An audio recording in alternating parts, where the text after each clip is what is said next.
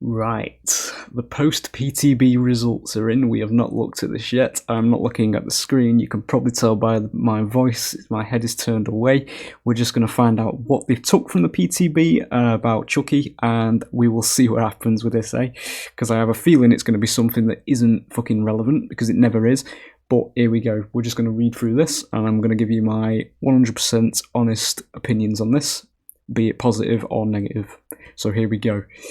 For possibly the last time this year, we're back with another developer update, a series of posts covering everything coming to Dead by Daylight. This time around, we have a pint-sized post, well done, post focusing on all the changes being made after this PTB. Okay, so here we go, the good guy. We're starting off with the killer. Whew, here we go.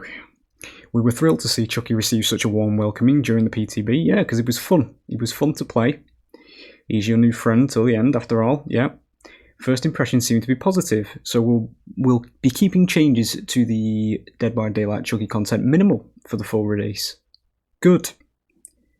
First up, to ensure that survivors have a chance to react, fuck's sake, here we go. It's beginning already. We have slightly increased the time it takes to scamper under a pallet to 1.4 seconds, was 1.2 seconds.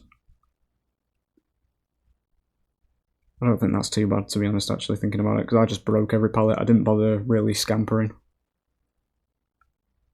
I don't think that's too much of an issue, quite honestly. 0.2 of a second is probably quite negligible, I think. Similarly, we've adjusted the killer's move speed after missing a slice and dice attack to allow the survivor to gain more distance after a successful dodge. Great, more move speed nerfs. Just what this game needs. Excellent. Doesn't say by how much though, it just says we've adjusted the killer's move speed, so this is probably going to be fucking ridiculous because they haven't given numbers for this. So he's probably going to be really fucking slow if I had to guess now. But we'll have to see on 28th how that plays out. Second, we fine-tuned the slice and dice attack. Duration extending add-ons, such as the jump rope, were strong favourites because they were probably fun and they provided a decent threat. To reduce reliance on these, here we go. This is the words they say. Maybe I was wrong about them changing actually, because this is exactly what I was talking about. To reduce reliance. Okay, so why do you think they are being relied on? Do you think it's because they're actually effective? They're actually fun to use? Because, you know, if you're going to reduce reliance on these add-ons and make them shit, nobody is going to use them. That is why people rely on them. On these add-ons and make them others more appealing. What, like fucking reducing like blindness and hemorrhage or some shit. We've reduced the effects of these add-ons and incorporated part of their effects into the base kit. Alright, okay, fair enough. If you're putting some of it into the base kit, then fine. I see where you're coming from with that. That's not bad. Slice and Dice's duration has been increased to 1.2 seconds. It was 1 second. Oh, so they made it longer. Right, yeah, that seems fine. That sort of change is actually fine. Because you've put part of what were strong favourites into the base kit, which is good. That's good feedback, because it's being used and it's good for killer. Because it means people are going to have more diversity then. Yeah, positive. That's good. I do think that's good. Speaking of add-ons, we've done a balancing pass on many of the other add-ons, bringing the strongest and weakest options more in line with each other. So this is going to be more or less nerfs, if I have to assume, because it is a killer patch, this. So we'll see. Batteries included. The fucking useless perk. That is not the one of Chucky's 3 perks I expected to get changed. I will say that right away. The one that gives him fucking 3 downs when he gets, you know, when they get revealed across the map. I can't remember what it was called. Friends Till the End. Friends Till the End it was. I was expecting that to get nerfed because they clearly haven't realised how actually broken that is on XENO, Dredge, Blight, any killer that can cross map very quickly. That perk is probably going to be meta for them. So they've just completely fucking ignored that, okay? I mean, they might not have done, but they're going straight onto the tricks there. I can see by the title, so they must have done. But anyway, batteries included, that perk that was literally fucking useless. Last up, we have a small tweak to one of the new perks, batteries included. This perk gives the killer a lingering speed boost, yep, because that's what they need these days, because survivors are the same speed as killers when they pass by a power generator. This was only available at a power generator as well, so this perk, in essence, required you to lose the game to get effort, profit out of. But there's a slight problem with this. When the last generator is powered, all generators become powered. This made the perk far stronger during the endgame, because it's in the fucking endgame! That is when the killer is at the most desperate point of their gameplay. Fuck me. This is like when they made the fucking Noah the Hex, and they keep going on about how, you know, things are problematic during the end game because the killer has too much power. Killers should get progressively stronger through the fucking game because they are losing the further they get into the game. So the challenge should go up for the survivors because it makes it more worthwhile escaping. Fuck me. Not making it as easy as it is now when it's like move speed that's as fast as fucking ranged killers. Like, no way out. No, it's not No Way Out, is it? What one's the fucking... There's a perk that activates in the end game that's fucking ridiculous for Survivor. I think that was me going into No Way Out, plaster fixing gates being 99, because that's a feature as well. They can literally just... What I'm getting at is that Survivors have complete fucking control over the end game. They just do. There's a mention of No One Escapes Death there as well, actually. I've just seen it. Because my eyes diverted there, but let's have a look. When the last generator is powered, all generators become powered. Yes, so the killer should get that 5% move speed that doesn't fucking do anything anyway across most of the map, because that is the end game for the killer. This is the time where they should try to get more kills or try and secure more kills, not be completely fucking made redundant by how powerful the Survivor endgame is at the moment. This made the perk far stronger during the endgame than intended. They're fucking clueless, mate. They just are. Especially on smaller maps and or when paired with other perks such as XENO and Escapes Death. Alright, okay, because, you know, 8% faster move speed is a problem when survivors can have 10% faster move speed in endgames, because that is 2 perks as well. That's 2 killer perks and it's 2 survivor perks. It's just that the 2 survivor perks gives them 10% faster move speed, whereas the killer one gives them 8%, but the killer one is apparently too problematic. Alright, okay. Interesting. Rather than reducing the effects of this perk, we are instead adding a new clause. Batteries included now deactivates when the exit gates are powered. Excellent. So, let's just put this into perspective, okay? By the end game, as killer these days, if you were to be running this perk, you would be down to probably 2 perks, because a corrupt is almost required these days if you don't want to lose 2 gens in your first chase. So when you reach the end game and the survivors have done all the generators, you basically go down to 2 perks if you are running this one. For 5% haste, which can't be fucking felt on killers, by the way, because I tried this shit on Skull Merchant with their add-ons that apparently grant 5% haste, and I did not feel a fucking thing. I felt it with I didn't feel it with Rapid Brutality, I should say, either, which I tried using. Because I thought that would be a bit of a help towards Made for This and survivors being the same fucking speed as killers. But nope, 5% move speed does fuck all, and that is what this perk gives you. It was 5% move speed. That's fucking ridiculous. It's just completely unwarranted as far as I'm concerned. It's already a useless perk anyway, because you have to be losing the game to get value out of it. Fuck me, dude. We nerfed this, but we didn't nerf Friends till the end. That should speak volumes about what I say when I say that, you know, these devs do not play the game. They just don't, because they don't understand what's going on. Anyway, should we see what's happened to the Trickster? Now, I didn't play Trickster during PTB because I only played Chucky, and then I went off the PTB because the queue times are just too fucking long, honestly. I'm not going to sit in a queue for 20 minutes for anything, quite honestly. It doesn't matter what game it is, but, you know. So we didn't actually play the Trickster, and Trickster's not a killer I'm interested in anyway, but we'll see, you know, because if he has been made viable, then maybe we will play a bit of him. But I just find this killer completely fucking useless at the moment. But anyway, here we go. The Trickster. This past PTB featured a bundle of balance changes for the Trickster, aiming to improve his lethality and make him feel better to play. I wonder how you're going to do that, considering better to play as killer is a problem. While these changes did make the Trickster stronger, many felt that there you go. Many felt they made him a little too powerful. Is that the survivors? Making him difficult and frustrating to play against, because Made for This Hope isn't actually frustrating to play against. Or a reading isn't frustrating to play against. Just literally knowing where you are at loops, because you either are fast enough to run around the loops or you have friends telling survivors where the killer is in a swift is not frustrating to play against either. You get where I'm coming from.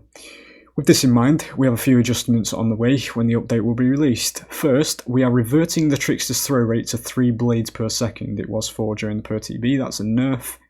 This will give survivors a little more time to break line of sight before they are injured. Yep, we've made for this, and just move speed in general. So we've gone back to maybe being useless again there.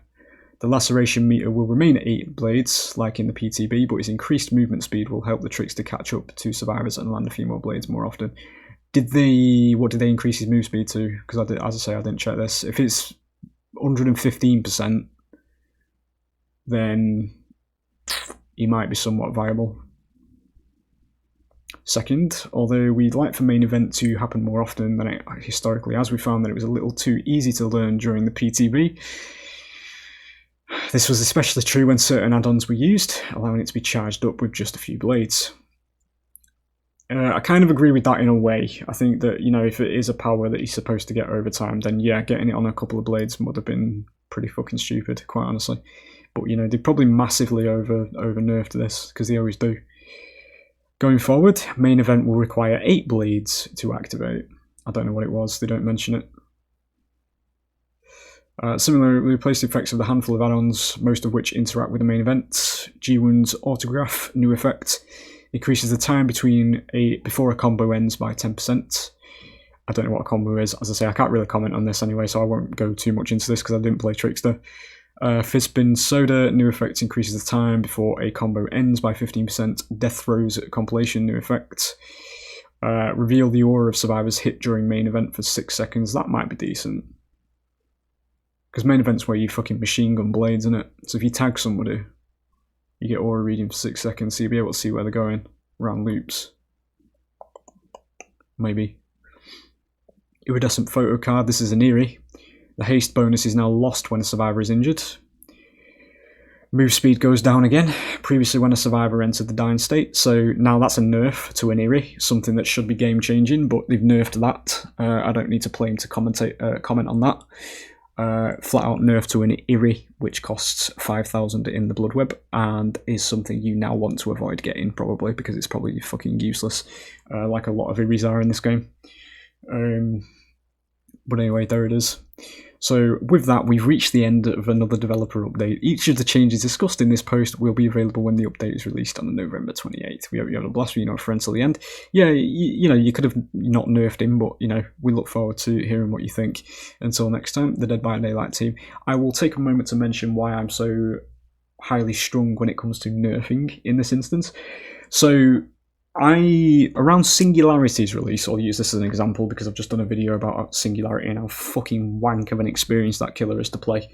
Around Singularity's release, I was having a fucking blast with hooks. I was, doesn't correlate to me 4K in every game, but it was actually because I was a viable threat. I was enjoying myself. Most of my games I did 4K, but at the time when I was doing that, I was unaware of how I was actually destroying him for the rest of basically the experience.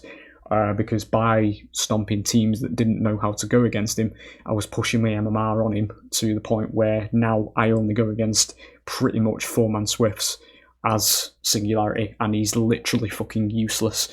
So, what I mean in relevance to nerfing the killers here is if you keep nerfing them like this, the more you win on a killer, the more you get punished, because that's what this game does. As the killer side of things, it punishes you for doing well, and it goes out of its way for that because it will raise your MMR, and then you will go against Swift, which is an unfair advantage, which it is. That's what it is. I'm not going to change my opinion on that ever anyway, because it is. If you've got 4 people using external software to communicate, even if it's just, as mates, I don't give a shit about that. That's not what I'm attacking here. I'm attacking the gameplay for the killer. In this instance, it can be completely wholesome. It can be a wholesome Swift, but they have an unfair advantage because they have got communication on their side, and they can literally dedicate one person to stand near a loop that you are chasing their friend around, and they will fucking tell you that person who is being chased where you are at every fucking instance of that loop. And that is the shit I go against quite a lot. and it is not a fucking fair gameplay loop. It just isn't, because then you can also have two other mates on gens just completely safe, completely safe to do gens, and that's why Swift isn't fair. It isn't. So I do believe that killers should be balanced around going against Swift, because it's going to stomp a lot of solos, and there'll be solos who will bitch and whine about it on the fucking Steam forums, which they all do anyway, so it won't change anything. But people will actually get used to playing a game that isn't systematically stacked in their favour, and they'll actually find these survivors that they will actually learn and get better at the game if they go against something that is fucking strong. Because let me tell you, mate, if the survivors in this game played the Evolve that we had back in the day, they would fucking lose their minds, mate, because they have to use their brains there. The power roll was actually the power roll there. But yeah, what I'm saying here is they're going to nerf it. The stuff that does really well against solos, especially in a PTB, where nobody knows how to play against the killer yet, because it is a PTB. This is a lot of this nerf stuff is based on day one knowledge of, people who don't know how to go against this killer getting wiped, and they just look at that. They look at like, 4-man kills, 4Ks, nerf it. But as soon as people figure out how to start going against these killers like this, they'll become fucking useless, because that's what Singularity's done.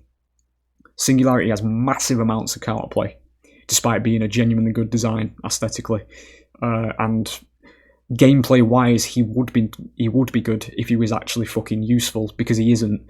The minute survivors get EMPs in that game as a Singularity, you're fucked. You don't have a power. You can be chasing survivors, but you try and get biopods down, you're wasting time, because they'll either EMP it or they'll be out of line of sight by the time you actually get them in the camera of it. So it is what it is. Anyway, that's my thoughts on it.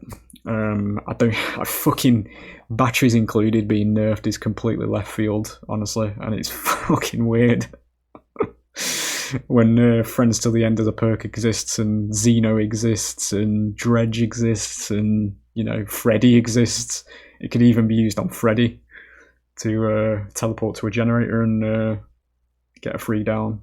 But yeah, I guess we'll just enjoy that as killer, because it's going to be probably the only powerful thing that comes with this chapter. I do think that Chucky was a decent killer, though, to be honest. I do think he was quite good. But again, that's based on knowledge of going against players who don't know how to play against him yet.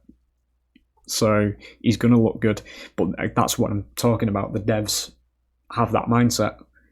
They think, oh shit, he's too powerful. But nobody fucking plays against him yet. Nobody's got the knowledge of going against him yet. So he's going to look powerful.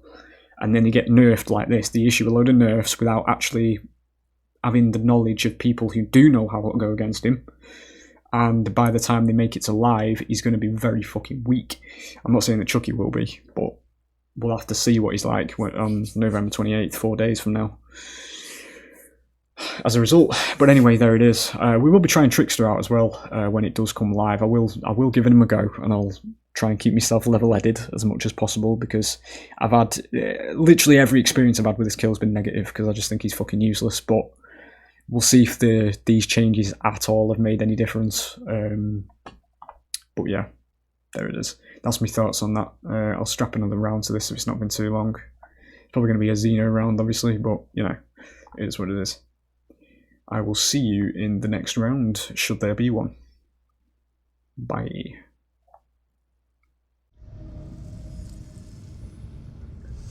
There is a... Sorry, I should have started that in a bit more composure. There is a tit.tv in this lobby. I don't know what that means. I don't know if it's a parody or something. I don't know, but, it has de-stressed me quite a lot to go against a fucking streamer. We're going to that one. It's there, for fuck's sake. I was looking at the tunnel instead of the actual points. There we go. Probably should have gone for the tail there, but, impulse. Whenever there is a streamer in your lobby, though, you're going against a Swift, so it's usually not a pleasant experience, but we'll see. How is your movement? I can't hear her, I can just see scratch marks.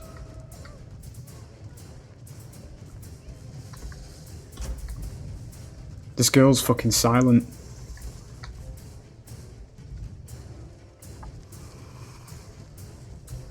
Right, we're leaving her, because she just knows where I am.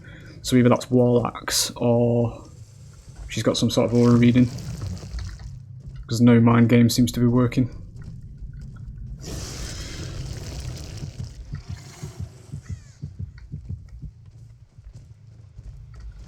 Okay.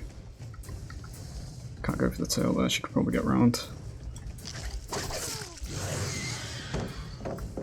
She seems a bit more simple, we'll get rid of this. I need to find my pellet spender. Reacted too late to that.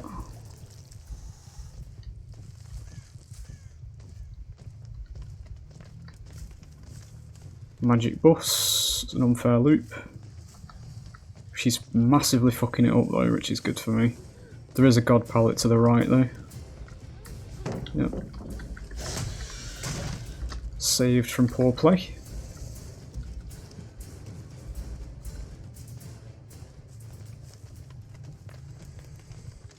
I'm 110% M1 killer at the moment, so I can't fucking hear anybody.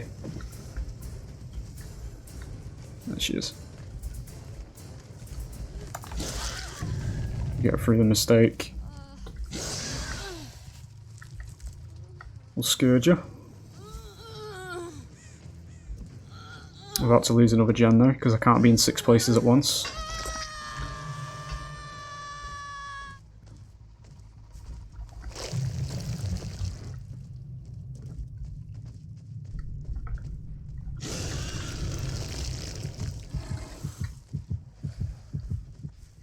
Is the girl that's potentially wall hacking. Let's see, eh? Didn't anticipate that, that's fine. This loop's brain dead. She's moving like a bot as well. The little hesitates. There we go.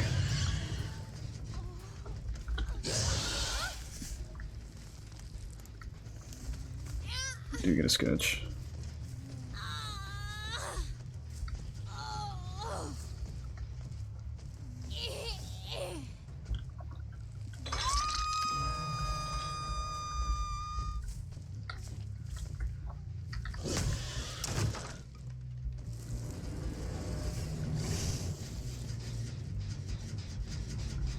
I was really expecting a turret to be in here.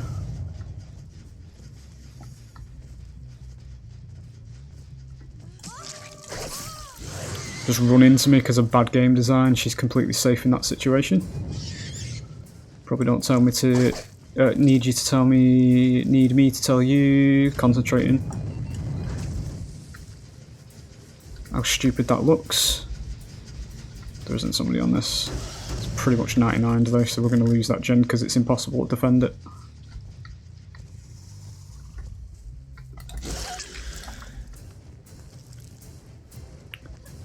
I appreciate the sentiment.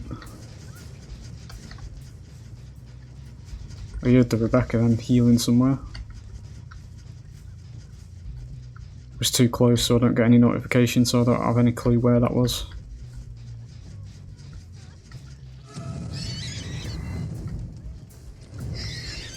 We actually get broken out because of that. Again, this girl isn't mind gameable. It looks like made for this as well. I think that's a bot, honestly. Let's get rid of this.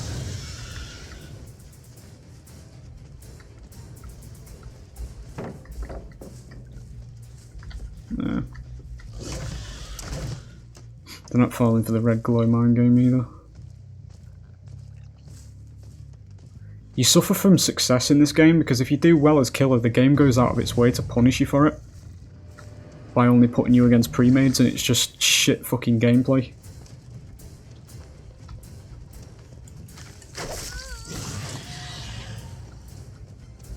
That's poor movement.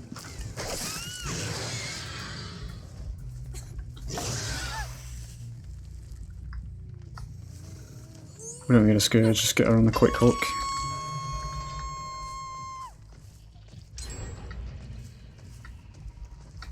What's in there?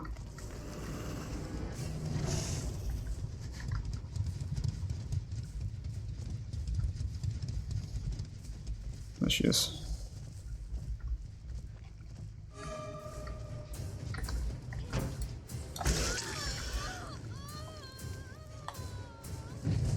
That was a little bit piss poor for you.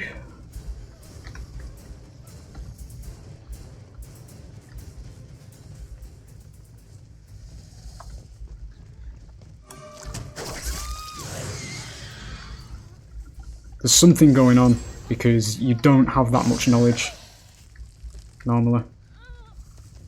We'll scourge her again just to keep the 16%.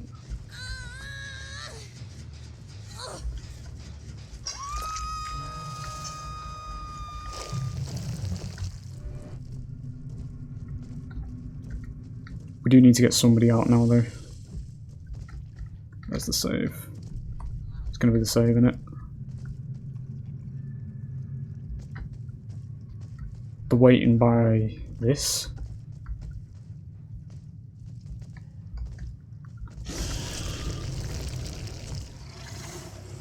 Okay. Oh, she had the turret.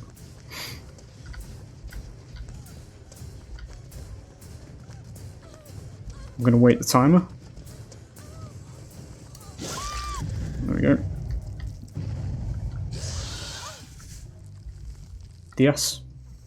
No. I'm gonna burn a scourge though, which isn't ideal.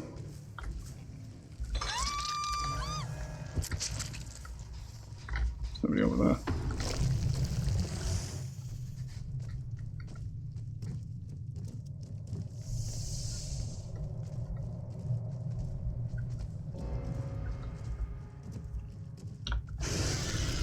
Nobody's moving at the moment, apparently.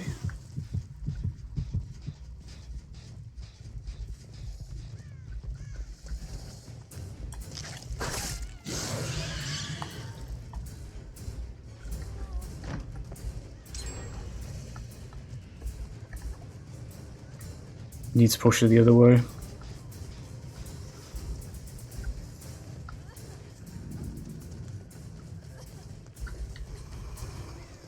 Not got the range. The fucking tail's like a toothpick since they nerfed it.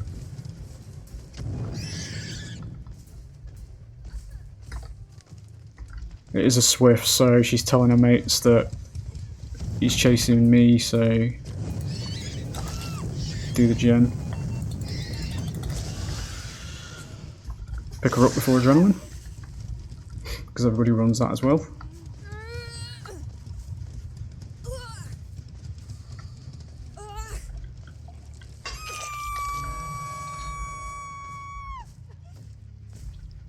What's this one? 99's nearly.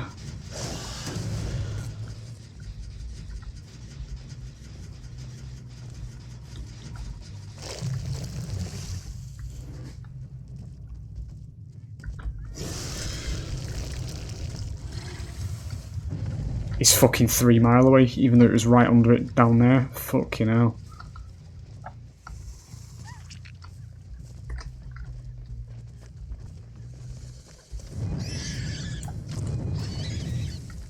It's fine.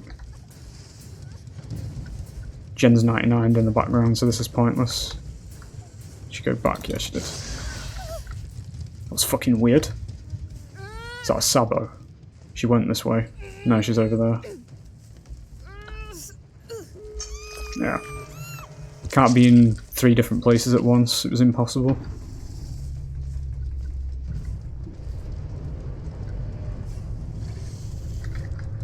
There she is.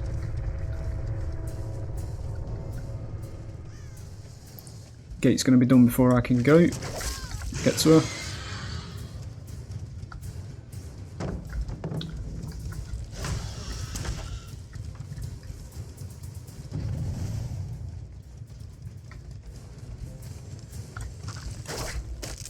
No range there.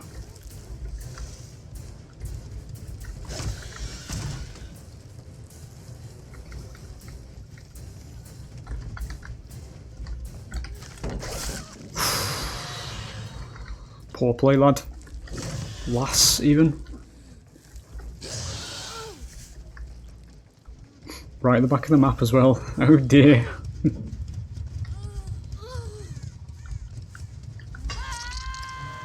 And now we just sit here because there's literally zero reason for me to leave.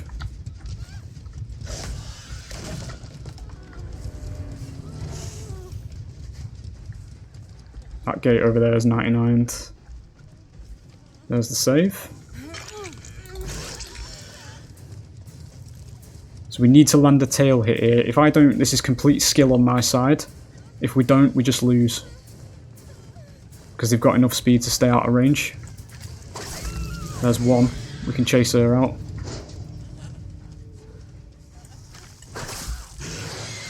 Alright, we get that one.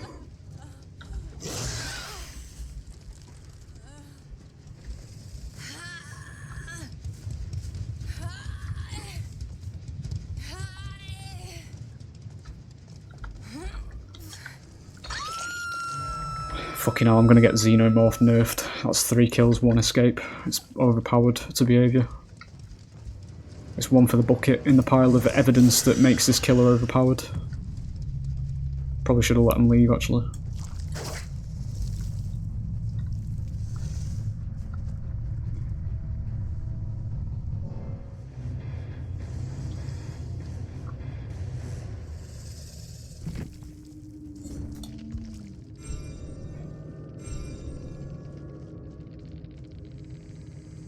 No aura reading. Strange, to say the least. Because there was a lot of bot-like movements there.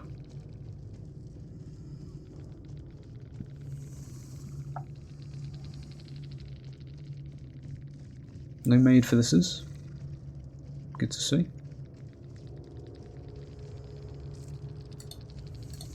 Silence in the chat, even better to see. Well, there it is. Hope you've enjoyed. I'll see you on the next one.